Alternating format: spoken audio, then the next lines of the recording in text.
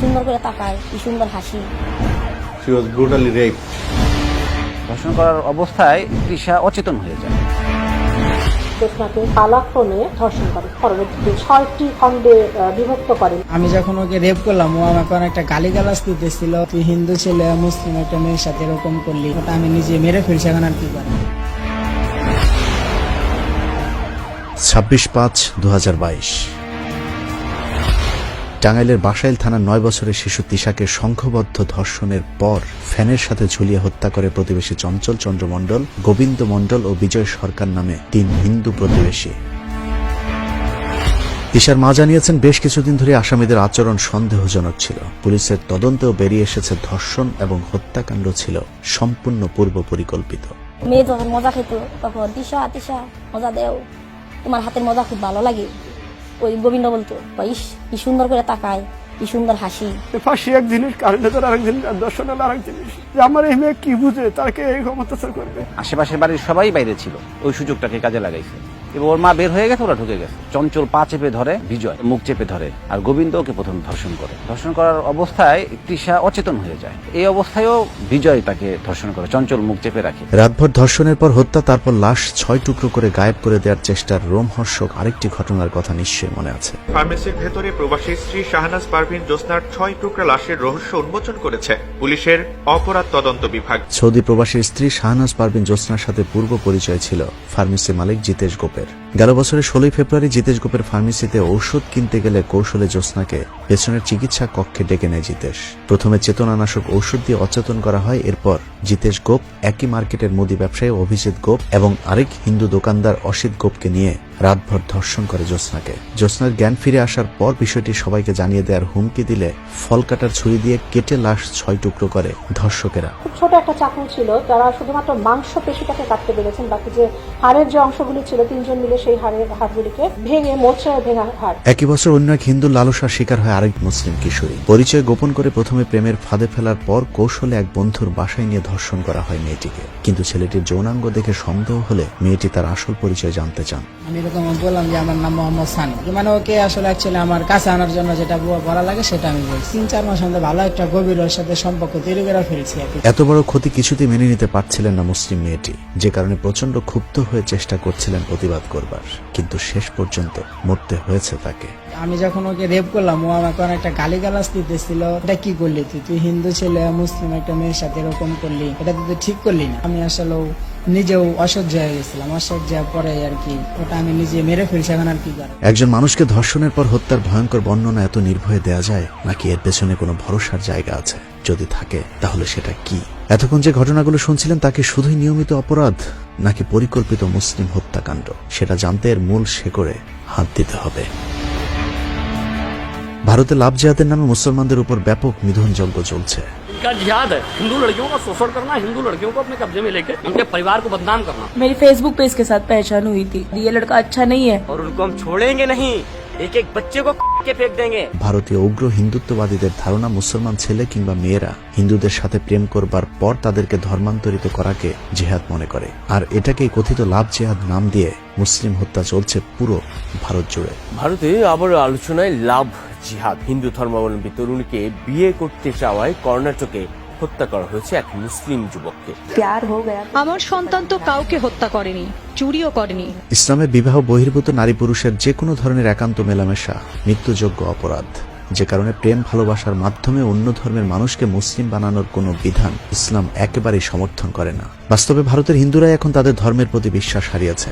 অনেকেই যখন আজগুবি কিচ্ছা কাহিনী বিশ্বাসের পথ থেকে বের হয়ে দলে দলে শান্তির পথে আসতে শুরু করেছে, তখনই তাদের নিজেদের ধর্ম বাঁচাতে লাভ জিহাদের কাল্পনিক তত্ত্বের প্রচলন ঘটিয়েছে হিন্দুরা। मेरा मैसेज है उन जिहादी के लिए जो लोग हमारी हिंदू बहन बेटियों के साथ।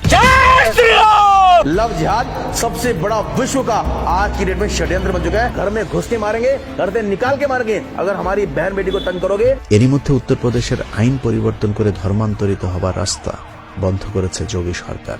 और इसलिए सरकार भी निर्णय ले रही है कि हम लव जिहाद को सख्ती से रोकने का कार्य करें। ভারতের সেই হিন্দুত্ববাদের কালো থাবা এখন বাংলাদেশ পর্যন্ত পৌঁছেছে। ভারতীয় হিন্দুদের সাথে মিলেমিশে কয়েকটি চক্র এখন বাংলাদেশেও সক্রিয় হয়ে উঠেছে। এরকম কয়েকটি চক্রের খোঁজ মিলেছে আমাদের অনুসন্ধানে, যাদের প্রথম কাজ হিন্দু মেয়েদের মুসলিম হবার পথে বাধা দেয়া, দ্বিতীয় কাজ মুসলিমদের উপর প্রতিশোধ নিতে মুসলিম সেজে মুসলিম মেয়েদের প্রেমের ফাঁদে ফেলে ধর্ষণ করা, এরপর তাদের গর্ভে সন্তান দিয়ে তারপর ভেগে যাওয়া। পরেশ চন্দ্র মন্ডল যে হিন্দু, দেবী দেবী কবির হামিদ নাম রেখে আমার বিয়ে করে। বিয়ে করার পরে তার সাথে 5 বছর সংসার করার পরে আমার 2টা ছেলে মেয়ে হয়।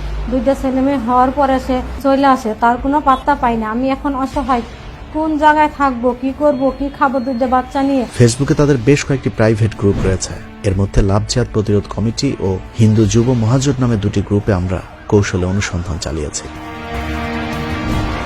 গ্রুপগুলোতে জয়েন করতে হলে আপনাকে কঠিন কিছু শর্ত মানতে হবে, যেমন আপনার অবশ্যই একটি আসল এবং ফেক ছবি ও নামে আরেকটি ফেক ফেসবুক আইডি থাকতে হবে। তবে তার আগে ভোটার আইডি কার্ডের ছবি পাঠিয়ে ভিডিও কল দিয়ে অরিজিনাল আইডিটি আপনার কিনা তা প্রমাণ করতে হবে। ভিডিও কলে অনেক সময় আপনার ঘরে মূর্তি আছে কিনা সেটাও চেক করা হয়। শুধু সনাতন ধর্মাবলম্বী হলেই হবে না, সনাতন ধর্মের প্রধান গ্রন্থগুলোর নাম এবং প্রাথমিক মন্ত্রগুলো আপনাকে মুখস্থ থাকতে হবে। এসব কঠিন শর্তের কারণে আমরা বেশ কয়েকবার চেষ্টা করেও তাদের গ্রুপে ঢুকতে পারিনি, যে কারণে আমাদের পরিচিত হিন্দু ধর্মের আরেকজনকে ব্যবহার করেই অনুসন্ধান করতে হয়েছে। এত কঠিন শর্ত দেওয়ার কারণ কি সেটা গ্রুপের সদস্যদের কিছু পোস্ট কমেন্ট দেখলেই বোঝা যাবে কতটা বিপজ্জনক ঝুঁকির মধ্যে আছে আমাদের মুসলমান মা বোনেরা। আমাদের ইচ্ছা ছিল আরো কিছুদিন তাদের গ্রুপে থেকে গতিবিধি লক্ষ্য করা, কিন্তু গ্রুপে করা রূপন চৌধুরী নামে একজনের পোস্ট দেখার পর আর অপেক্ষা করা সম্ভব হয়নি। পোস্টে রূপন চৌধুরী জনৈক এক মুসলিম নারীকে ধর্ষণের ভিডিও ক্লিপ দিয়ে লিখেছে, হিজাবি শালীর পেছনে অনেক টাকা ঢেলে রাজি করাতে পারেনি, ঘুমের ওষুধ দিয়ে খেয়ে দিলাম। দাদারা, ভিডিওটি যেন কোনোভাবে আমাদের বাইরে না যায়, তাহলে অনেক সমস্যায় পড়ব। সাহস নিয়ে এগিয়ে যাও। এভাবে সাহসের সাথে বাংলাদেশের হিন্দুরা কতটুকু এগিয়েছে তা দেখতে চলুন কয়েকটা ঘটনা দেখা যাক। যখন আমরা এটা পড়ি তখন ওখানে এটা লেখা ছিল। শ্রী বিকাশ কুমার, পিতা বিষ্ণুপদ দাস, গ্রাম বেগুনিয়া, উপজেলা বাগাতিপাড়া, জেলা নাটোর। 2020 সালে একই গ্রামে লিজা আক্তার নামে এক নারীর সাথে মুসলমান হওয়ার আশ্বাস দিয়ে প্রেমের ফাঁদে ফেলে। এরপর 3 বছর প্রেমের সম্পর্ক চললেও শারীরিক সম্পর্ক করা যাচ্ছিল না, কারণ লিজার শর্ত ছিল কাগজে কলমে মুসলমান হয়েই তারপর বিয়ে এবং শারীরিক সম্পর্ক। মুসলমান হয়ে বিয়ে করছে, কালমা পড়েছে সেটা। ये রেজিস্ট্রি হয়েছে না কাজীর কাছে? সেই রেজিস্ট্রির কাগজটা কোথায়? কাজীর কাছে তো মনে হয়। উপায়ন্ত না দেখে 2022 সালের মার্চের 29 তারিখে হলফনামার মাধ্যমে ধর্ম পরিবর্তন করে মুসলমান হয় বিকাশ। এরপর 1 এপ্রিল অনেকটা গোপনে বিয়ে করে শারীরিক সম্পর্কের পর 2 দিনের মাথায় লিজাকে তালাক দেওয়া হয়। আপনাদের কি ডিভোর্স হয়ে গেছে? হ্যাঁ, সেই ডিভোর্সের কাগজটা কোথায়? ওনার কাছে আছে। এলাকার মানুষ বিষয়টি জানাজানির পর স্থানীয় সাংবাদিক সহ অনেকেই বিকাশের বাড়িতে যান, কিন্তু বিকাশ সবকিছু অস্বীকার করেন। আপনি আপনার ঘরে যে বউ আছে তার সাথে প্রতারণা করেছেন, মুসলমান না হয়ে তাকে বিয়ে করেছেন।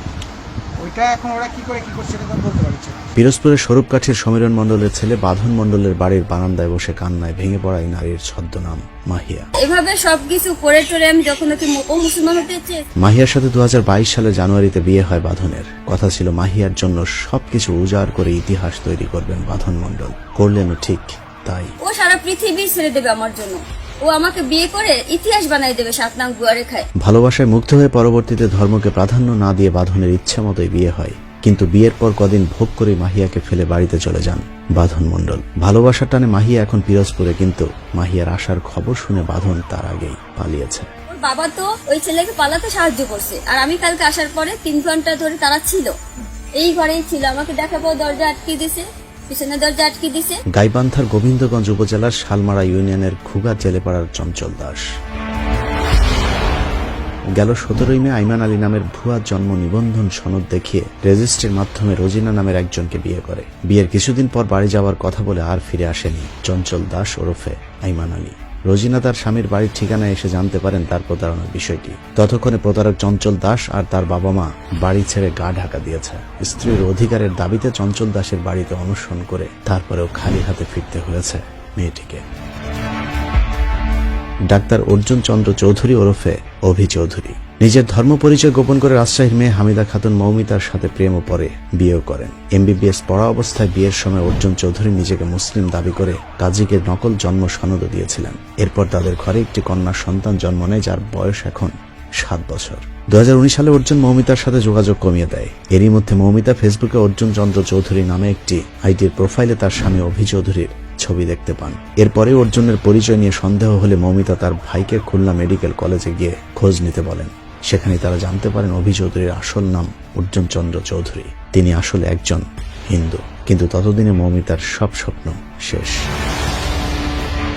এসব ঘটনার সাথে হিন্দুদের ওই চক্রটির যোগসাজশ মেলাতে আবারও একটু গ্রুপের কয়েকটি গোপন তৎপরতা দেখে আসব।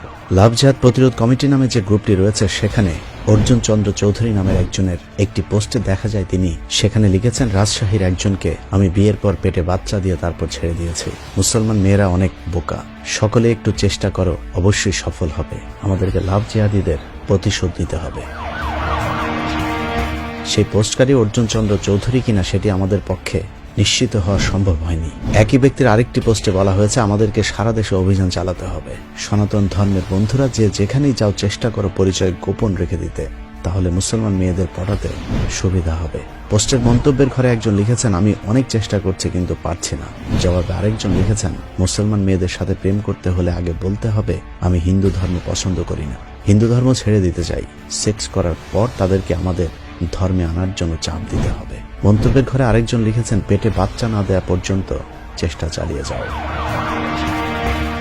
গ্রুপের আরেকটি পোস্টে বলা হয়েছে, খুলনা বিভাগে আমাদের কাজের তৎপরতা বাড়াতে হবে, ওখানে সদস্য সংখ্যা খুবই কম।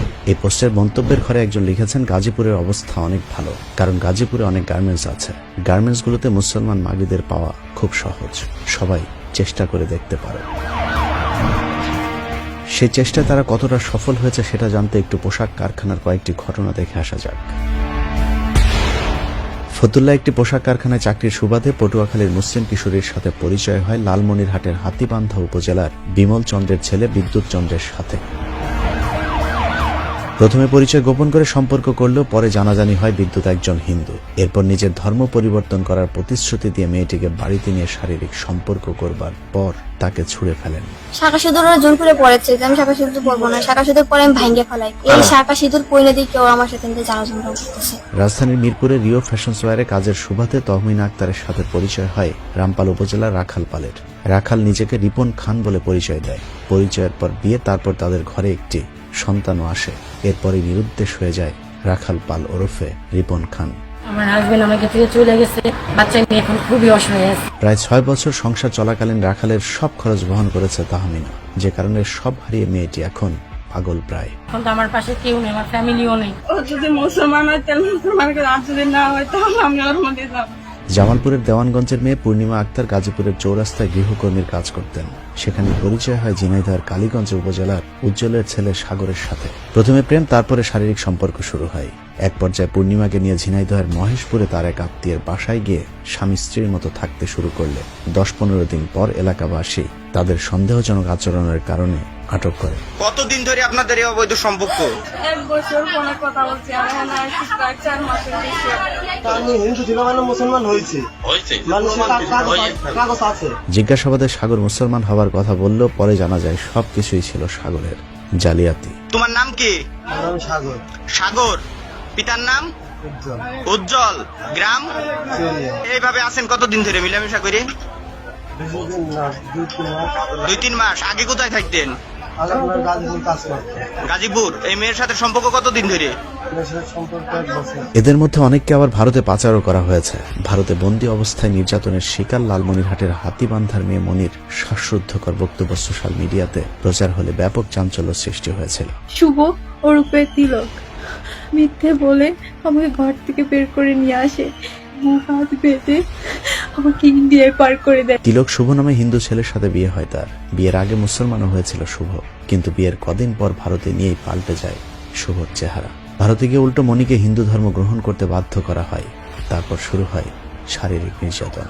এখানে আমাকে দিনের পর দিন অত্যাচার করতেছে, আমাকে সিঁদুর করতে বলে, শাখা করতে বলে। আমি বাংলাদেশের মানুষের সহযোগিতা চাচ্ছি। এভাবেই কৌশলে মুসলমান মেয়েদেরকে নষ্ট করছে হিন্দু এই চক্রটি। তাদের দ্বিতীয় কাজ হলো যেসব হিন্দু মেয়েরা ইসলাম ধর্ম গ্রহণ করেছে তাদেরকে জোরপূর্বক হিন্দু পরিবারের কাছে ফিরিয়ে দেয়া। এই অধ্যায়ে তারা সবচেয়ে ভয়ঙ্কর তৎপরতা চালায়। চক্রের একজন ভয়ঙ্কর সদস্য হলো জুয়েল আইস। তিনি সাহসের সাথে নিজের আসল আইডি দিয়েই বিভিন্ন গ্রুপে তৎপরতা চালায়। জুয়েল আইস তার একটি পোস্টে লিখেছে, আশেপাশে সতর্কতার সঙ্গে খেয়াল রাখতে হবে। আমাদের কোনো সনাতনী ভাই বোন ধর্ম ছেড়ে গেলে সাথে সাথে ব্যবস্থা নিন। ভালোভাবে বুঝান, কাজ না হলে জোরপূর্বক তুলে নিয়ে আসতে হবে। প্রয়োজনে তাদেরকে দুনিয়া থেকে সরিয়ে দিতে হবে। মায়ের কোল ছেড়ে গেলে সন্তানের বাঁচার কোনো অধিকার নেই। যেসব থানায় আমাদের কর্মকর্তারা আছে তাদের কাছে সহযোগিতা চাইলে সব ধরনের সহায়তা পাবেন। জুয়েলের নিজের ফেসবুক পেজটিতে একটু ঘুরে দেখলেও তার সাথে বিভিন্ন হিন্দু পুলিশ, সাংবাদিক এবং আওয়ামী লীগ নেতাদের ঘনিষ্ঠতা রয়েছে। বিভিন্ন থানা জেলায় হিন্দু কর্মকর্তাদের সহযোগিতা এরই মধ্যে তারা তাদের সেই পরিকল্পনার বাস্তবায়ন শুরু করেছে। আমার বর্তমান নাম মোহাম্মদ আব্দুল্লাহ, আমি স্বেচ্ছায় ইসলাম কবুল করছি। কুমিল্লা সদর দক্ষিণের বাসিন্দা নয়ন সূত্রধরের বর্তমান পরিচয় মোহাম্মদ আব্দুল্লাহ। ধর্মান্তরিত হবার অপরাধে হিন্দু জঙ্গিরা তার উপর নানা ধরনের হুমকি ধমকি নির্যাতন চালিয়ে যাচ্ছে। আমাকে মেরে ফেলার হুমকি দেয়, হাত পা ভেঙে মেরে ফেলার হুমকি দেয়। আমি বাধ্য হয়ে আমার বাবার নামে, ভাইয়ের নামে আমি জিডি করি। জিডি করার পরেও তারা আমাকে বিভিন্নভাবে আরো হয়রানি করে এবং বিভিন্নভাবে আরো মৃত্যু হুমকি দেয়। আমি গত 19 অক্টোবর বুধবার রাষ্ট্রীয়ভাবে এফিডেভিটের মাধ্যমে ইসলাম ধর্ম গ্রহণ করেছি। ইসলামী বিশ্ববিদ্যালয়ের অর্থনীতি বিভাগের শিক্ষার্থী সুপ্রীতি দত্ত তমা আদালতের নিয়ম অনুযায়ী ইসলাম ধর্ম গ্রহণ করে নাম রাখেন তহিরা তাসনিম আয়াত। আমাকে লুকিয়ে থাকতে হচ্ছে, হেনস্থার শিকার হচ্ছে সেই পরিবার যারা কিনা আমার দায়িত্ব নিল, যারা কিনা আমার কাছে আশ্রয় দিল। প্রাপ্তবয়স্ক যে কোনো মুসলিম, খ্রিস্টান, হিন্দু যে কেউ চাইলেই তাদের ধর্ম পরিবর্তন করতে পারবে, এটা তার ব্যক্তি স্বাধীনতা। কিন্তু ধর্ম পরিবর্তনের পর থেকে তার উপর চলছে নানা ধরনের নির্যাতন। আয়াত তার জীবনের নিরাপত্তার জন্য তার গ্রামের বাড়ি চুয়াডাঙ্গার আলমডাঙ্গা সহ সারা দেশের মুসলমানদের কাছে সহায়তা চেয়েছেন। আমি প্রশাসনের দৃষ্টি আকর্ষণ করছি আমার নিরাপত্তার জন্য, আমার বর্তমান পরিবার, আমার স্বামী, আমার শ্বশুরবাড়ির নিরাপত্তার জন্য। হিন্দু যুব মহাজোট নামে যে গ্রুপটি আছে সেই গ্রুপটি মূলত উগ্র হিন্দুত্ববাদী নেতা গোবিন্দ প্রামাণিকের সমর্থকেরাই পরিচালনা করে, যিনি তার উগ্র হিন্দু সমর্থকদের নিয়ে শপথ করেছিলেন বাংলাদেশকে আবার অখণ্ড ভারতে অংশ করবার। আমরা যেন একসময় ভারতের অঙ্গ ছিলাম, আমরা আবার সেই অখণ্ড ভারতের অংশীদার হতে চাই। এছাড়া রয়েছে রানা দাস গুপ্ত এবং শ্রী অরবিন্দ রায়, যিনি বিভিন্ন সময় বুক ফুলিয়ে ভারতীয় বিভিন্ন গ্রুপের সাথে টক শোতে মুসলিম বিদ্বেষী আলোচনায় যুক্ত হয়ে থাকেন। এজন্য আমরা অখণ্ড ভারতেই বসবাস করছি। আমি প্রতিনিয়ত একটা দুইটা এরকম মেয়ে উদ্ধার করে তাদের সহযোগিতা করার চেষ্টা করব। এরকম কিছু হাই প্রোফাইল হিন্দু নেতার পুলিশ কর্মকর্তারা মিলে এই চক্রটিকে সহায়তা করে যাচ্ছে। আমাদের অনুসন্ধানে তুলে ধরা সবগুলো ঘটনায় এসব হিন্দুত্ববাদীদের সংগঠনের দ্বারা সংগঠিত কিনা তা প্রমাণ করা আমাদের কাজ নয় বা সম্ভব নয়। তবে যারা 24 ঘন্টা আমাদের ফেসবুক, ইউটিউব চ্যানেলকে নজরদারিতে রাখেন তারা চাইলে সব রহস্য উন্মোচন করা সম্ভব। কিন্তু সেটা যেহেতু আপাতত সম্ভব নয়, তাই আমাদেরকে সচেতন হতে হবে। আশপাশের হিন্দুদের প্রতি সতর্ক দৃষ্টি রাখুন। অপরিচিত কারোর সাথে সম্পর্কে জড়ানোর আগে তাদের পরিচয় ভালোভাবে জেনে নিন। বিশেষ করে যারা পোশাক কারখানায় চাকরি করছেন তাদের সাবধান হওয়া প্রয়োজন। যারা এরই মধ্যে প্রতারিত হয়েছেন লিখে রাখুন, চিনে রাখুন যেসব হিন্দু উগ্র সন্ত্রাসী কার্যকলাপের সাথে জড়িত তাদেরকে। দেশ স্বাধীন হলে সুদে আসলে এদের বিচার হবে ইনশাআল্লাহ। আল্লাহ হাফেজ।